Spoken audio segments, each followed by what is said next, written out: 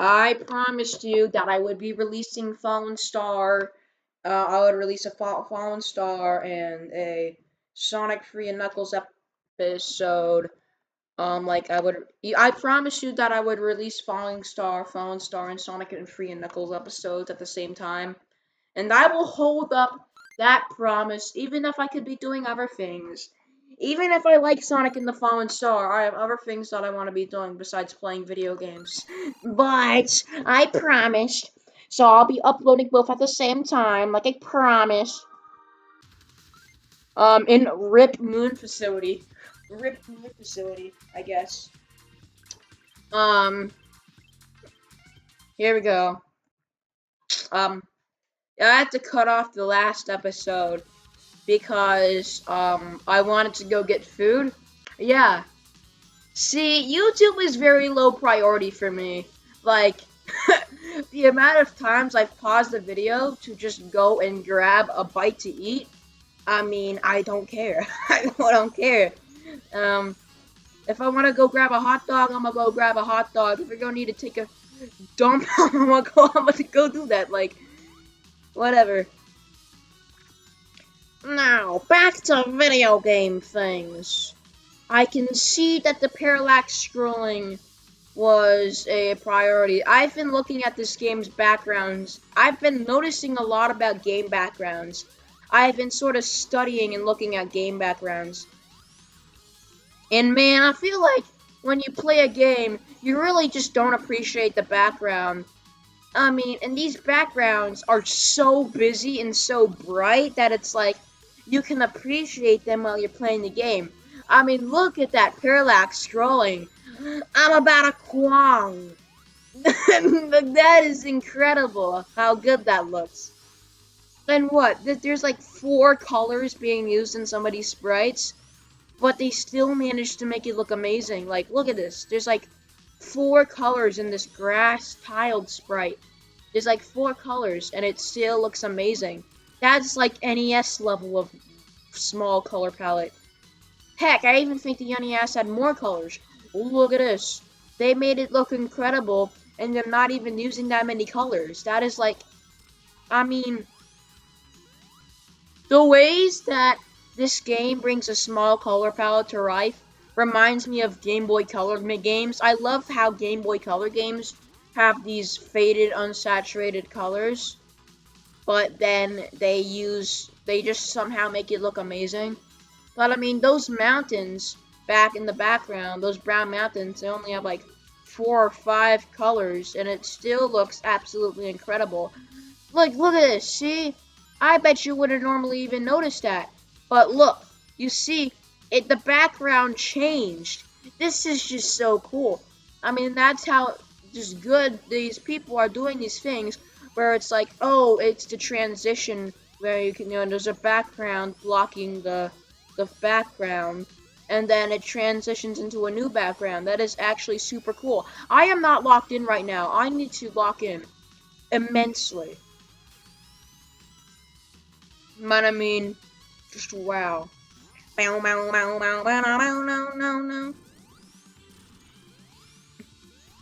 Slam, bam, slam, slam. So this is the easiest boss in the entire game. This game is a very chill game. It's incredibly easy, and I like it. I love the level design in this game. I really don't care if a game is accurate to the rest of its franchise, as long as it's fun. But this game is fast, and it is amazing. Like, those pixels flying by.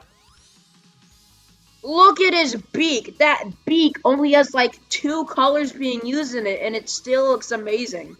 And this little stone statue, I mean, it only has like 5 colors being used in it. This is kind of like a very minimalist color palette. Yet they choose the perfect colors. The perfect colors. It is so good. Oh my god. Boing, boing, boing, boing, boing, boing, boing.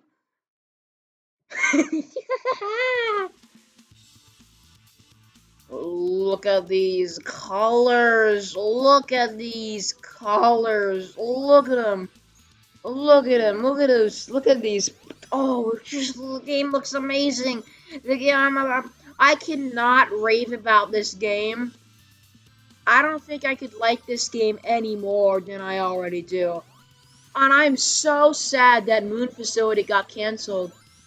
But hey, um, I'm also I think I'm gonna branch out my content from Sonic a little bit.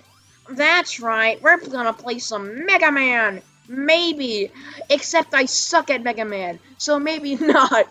I mean, took me like a 2 weeks to beat Mega Man 4 because that game is hard as balls.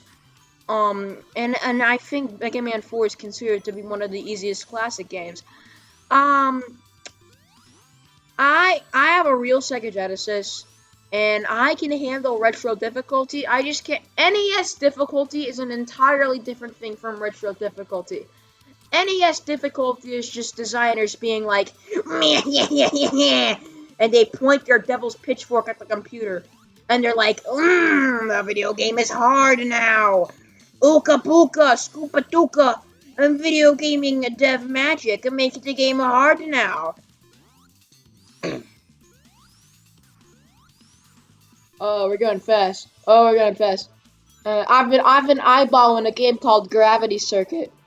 Because so there's this guy. And now I just like found out about this game called Gravity Circuit, and it's like Mega Man. But okay, I just want you to know how much I love Game Boy Color. That is the only Nintendo console I genuinely like.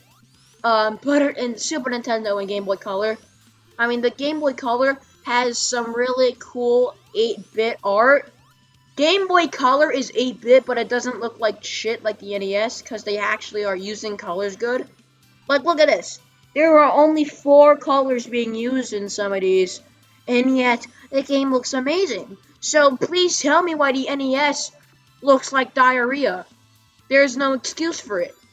I don't I don't care if actually hold up. I don't care.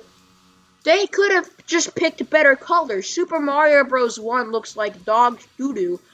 It like I don't understand how that game is considered to be looking good. Sonic is like 16-bit is as far back as I'll go in terms of graphics because those games actually look good. But NES just looks like diarrhea. Like it does not look good. And it is on the artists. It's the artist's fault. Super Mario Bros. 3 is my favorite NES game. Because the game actually looks good. So you can make NES games look good. This is just entirely the fault of incompetent artists making everything this ugly shade of brown, and then like yellow and brown and diarrhea mustard mix is the color scheme of Super Mario Bros. I have never seen more ugly colors in my life. There are a million games that look better than Mario on the NES. And yeah, maybe someday a video game. Oh my god, this boss fight is not taking a little while, and it is a skill issue problem. But also, project update. Wham, wham, kablamo. That is what I am talking about. Oh, come on. I think that Sonic's hitbox is slightly smaller than himself, because I was just barely hitting him and it didn't work. And I mean, that's sort of standard for, hitboxes, not the beat, just the entire thing, and they're slightly smaller than the actual thing. But I didn't hit him when I touched him, so, like, whatever. Yeah. Oh my god. Oh my god. Wait. What is that? A raspberry in the background? One of the trees is a raspberry growing from it. I see. I'm examining these backgrounds as I play. I've played this game so much that I can just look at the backgrounds and examine the backgrounds while I play because I don't really need to pay attention to the game. This is like, and I don't play games that often. It's just that when I play a game, I'm usually playing a Sonic game. Which is why I know so much about these games. It's just how often I pick one of these games, not how often I play games in general. And yay! Hippy skippy hooray, skippy dippy dippy. Time to upload this. Subscribe. Blah. Like and subscribe if you like my shilling voice. Ha ha.